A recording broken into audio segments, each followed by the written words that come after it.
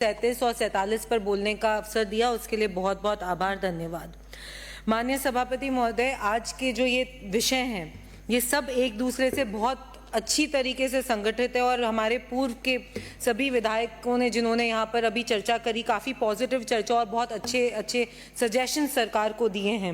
वाकई में ये बात तो माननी पड़ेगी कि कल जैसे हमारे मंत्री महोदय राज्यवर्धन जी बोल रहे थे कि कांग्रेस की तरफ से इतने अच्छे सुझाव अब हमें मिल रहे हैं, ये सुझाव अगर वो अपनी सरकार को देते तो बहुत सारी चीज़ें बहुत अच्छी तरीके से सही हो सकती थी। जिस तरीके से अगर हम देखें तो लंपी में गौ माता से ही शुरू करूँगी, क्योंकि भीलवाड़ा से आए हुए माननीय विधायक ने अपनी पीड़ा को रखा है। लंपी के दौरान पूरे राजस्थान ने देखा कि किस तरीके से गायों के मेडिसिन जो जिस समय पर पहुंचनी चाहिए थी वो उस समय पे नहीं पहुंची, जिसकी वजह से गौ माता को हमें खोना पड़ा। और हर गांव के अंदर जब इन्होंने कहा कि हम 40,000 रुपये पर प्रति गाय देंगे, वो भी सब जनों को नहीं मिल पाए हैं। इस तरीके की ये कांग्रेस सरकार और इनकी झूठी नीतियों पर क्या कहना है, ये जनता ने तो इनको जवाब दे ही दिया है। मेरे को कुछ ज़्यादा इनके बारे में चर्चा नहीं करनी, क्योंकि आप बहुत स्ट्रिक्ट हैं सभापति महोदय, लेकिन नए विधायकों को थोड़ा समय ज़्यादा दें।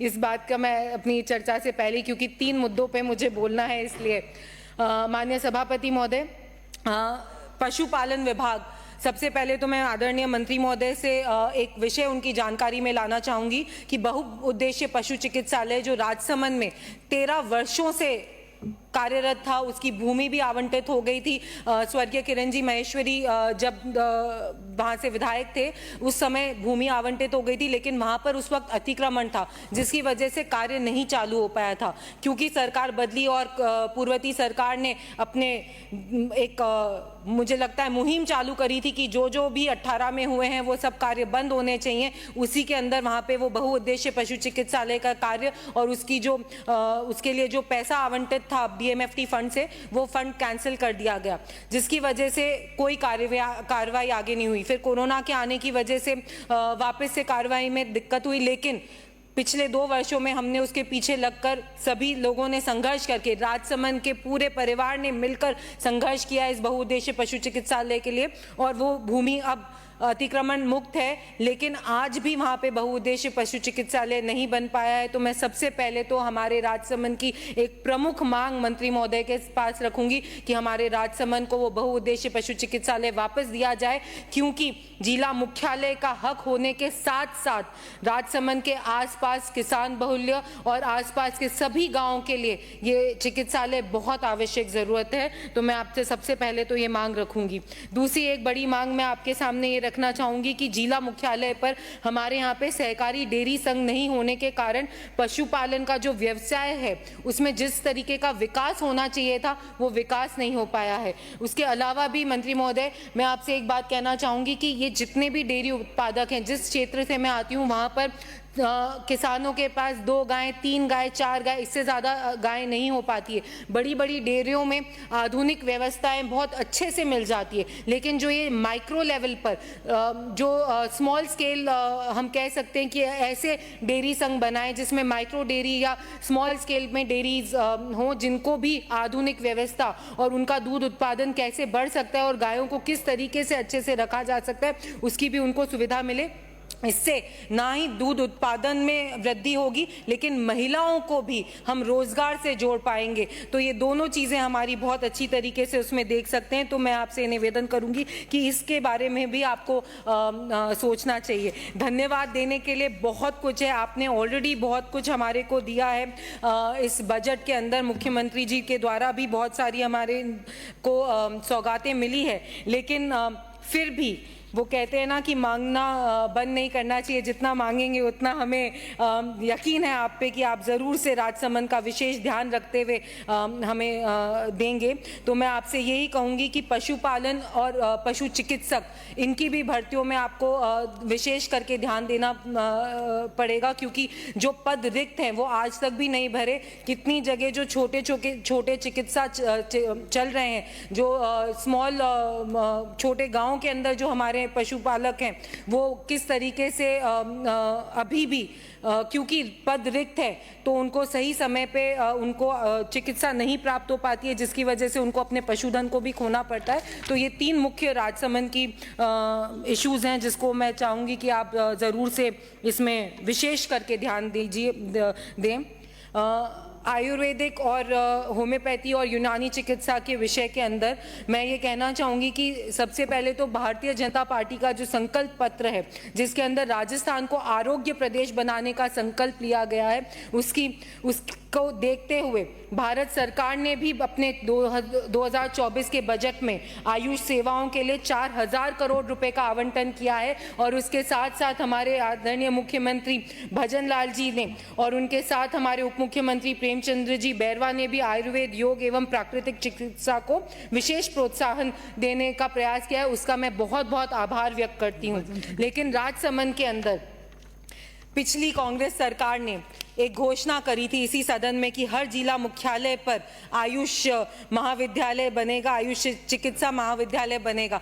राजसमंद इकलौता एक ऐसा जिला मुख्यालय है जहां पर आज भी जिला मुख्यालय की जो सुविधाएं होनी चाहिए वो नहीं है। तो मैं माननीय मंत्री महोदय से आग्रह करूंगी कि वो महाविद्यालय हमारे यहाँ पर खोलें और इसके लिए 11 बीघा भूमि भी हमने आवंटित कर रखी है, हमने उसको ब्लॉक कर रखा है। तो उसके अंदर जो भी प्रक्रिया है उसको आप चालू करके उस महाविद्यालय को हमारे यहाँ पे जल्द से जल्द ज़रूर मुझे यकीन है कि आप उसमें कार्रवाई करते हुए हमारे यहाँ पर देंगे।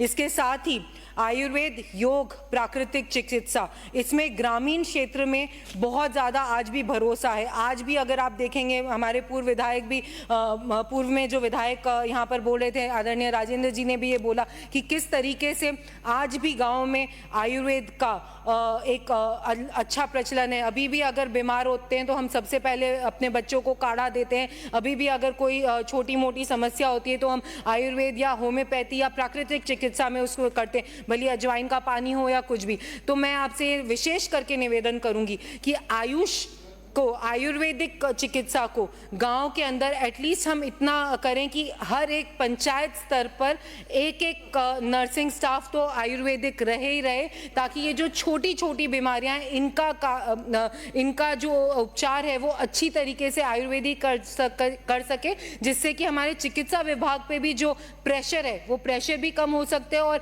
हमारे गाँव में भी ये मानता है कि ये छोटी छोटी चीज़ों के लिए हमें ये विदेशी उपचार नहीं करने, हमारे को तो देसी उपचार चाहिए। तो इसलिए मैं आपसे ये विशेष करके आग्रह करूंगी कि या तो नर्सिंग स्टाफ बढ़ाएं या डॉक्टर्स प्रोवाइड करें, लेकिन हर पंचायत मुख्यालय पर आप एक आयुर्वेद चिकित्सक जरूर रखें। नर्सेज की भर्तियों के लिए भी मैं आपको कहूंगी कि पहले 2013 तक जो आयुष की नर्सेज थी उनको मेडिकल नर्सेज के समान ही वेतन दिया जाता था, लेकिन 13 के बाद से इनको जुलाई 13 के बाद से इनको 4200 रुपये तो नर्सिंग मेडिकल नर्सेज को मिलने लगा है और आयुर्वेदिक नर्सेज को 3600। मैंने अभी तक सभापति महोदय मैंने आपसे पहले ही निवेदन करा है, 3 बोलने हैं, इसलिए मैं बहुत क्विकली बोल रही हूँ। वो अपनी बात रखिए। बिल्कुल मैं रख रही हूँ, आप मुझे मौका दीजिए पूरा बोलने के लिए। तो मैं ये चाहूँगी कि इन आयुर्वेदिक नर्सेज को भी मेडिकल नर्सेज के समान वेतन ज़रूर दिया जाए, क्योंकि वो भी उतना ही काम करते हैं और उतना ही हमारे लिए सहयोगी होते हैं।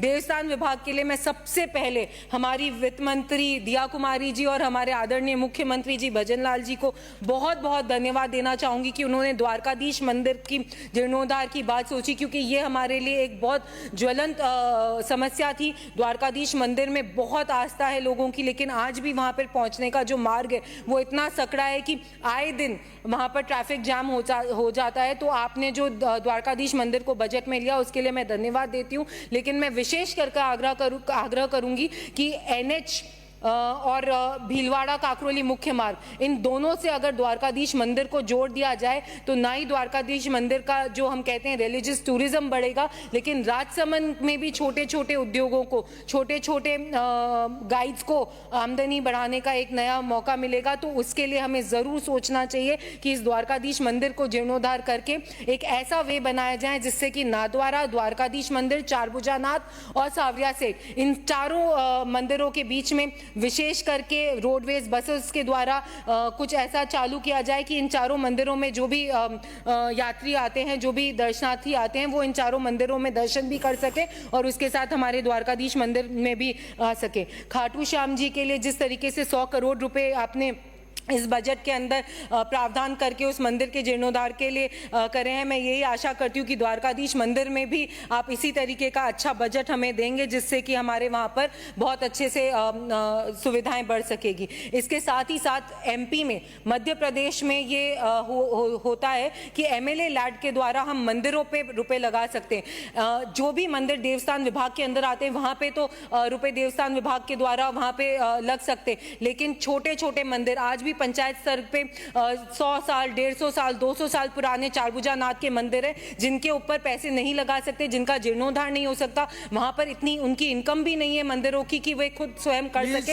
इसलिए मैं 1 मिनट और लूंगी बस सभापति महोदय, छोटी विधायक होने के नाते आप इतना सा मुझे दें, आपके संभाग की हूँ, तो उन मंदिरों पे भी हमें एमएलए लैड और एमपी लैड से ये एमएलए लैड का रुपया हम लगा सकें। 5 मिनट दे दो। धन्यवाद। एमएलए लैड के में आप ये इंक्लूड करें कि हम इन मंदिरों पे डायरेक्टली पैसा लगा सके ताकि इन मंदिरों का जीर्णोद्धार हो सके।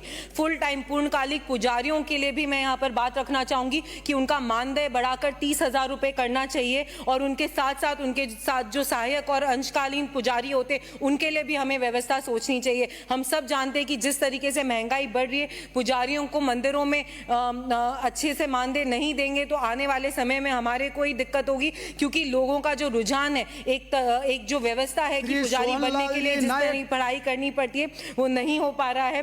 2 पॉइंट और बचे हैं और बाकी का मैं टेबल कर दूंगी, मैं नहीं बोलूंगी, आप मुझे अनुमति दें कि मैं अपना पॉइंट टेबल कर सकूं। मंदिर प्रबंधन के लिए जो पैसे देवस्थान विभाग, 1 पॉइंट और बोलूंगी भाई साहब, 1 सेकेंड, इनको 1 मिनट और ज्यादा देंगे।